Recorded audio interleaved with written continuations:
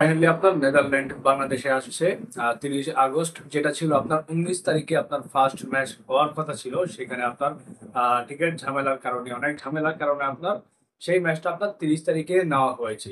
সবচেয়ে বড় স্বস্তির বিষয় হচ্ছে যে ম্যাচগুলো আপনার মিরপুরে দেওয়া হয়নি, এগুলো দেওয়া হয়েছে আপনার সিলেটে। তো আপনারা জানেন যে বরাবর সিলেটের উইকেটটা ভালো, 220 রানের উইকেট, 200 রান প্লাস এরকম হয় আপনার সিলেটে। এটা হচ্ছে বাংলাদেশের জন্য বড় প্লাস পয়েন্ট। এবং এশিয়া কাপের প্রস্তুতির আগে আপনার, মানে এশিয়া কাপের আগে আপনার নেদারল্যান্ডের সাথে সিরিজটা আয়োজন করা খুবই প্রয়োজন ছিল। সেটা যে কোনো টিম হতে পারতো আপনার, আয়ারল্যান্ড যে কোনো টিম হতে পারতো আপনার।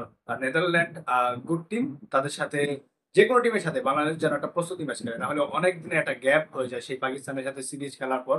আপনার ডিরেক্টলি আপনার এশিয়া কাপে গিয়ে খেলাটা একটু চ্যালেঞ্জিং প্লেয়ারদের জন্য। আর এখানে অনেকগুলো প্লেয়ারকে দেখতে পাবে, পার্টিকুলার আপনার 5-6টা প্লেয়ারকে তারা দেখতে পারবে যে তারা কেমন পারফরমেন্স করে। আমার মনে হয় নেদারল্যান্ডের সাথে আপনার পাকিস্তান সিরিজে যারা খেলেছে তারা খেলবে, এদের থেকেও আপনার নতুন প্লেয়ার আপনি দেখতে পারেন।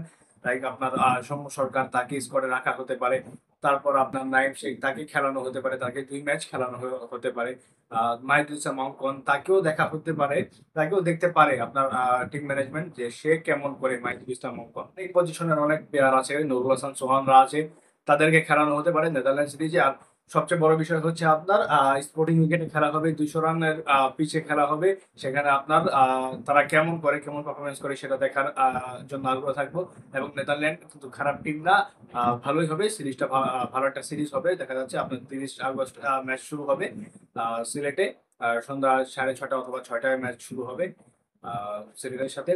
এশিয়া কাপের জন্য এটাই একটা বেস্ট প্রস্তুতি হতে পারে। সেখান থেকে আমরা দেখতে পারবো যে নুরুল হাসান সোহান তারা স্কোয়াডে থাকবে কিনা, মাহিদুল ইসলাম অঙ্কন, সৌম্য সরকার, নাইম শেখ, এদের সবাইকেই দেখা হবে মোটামুটি।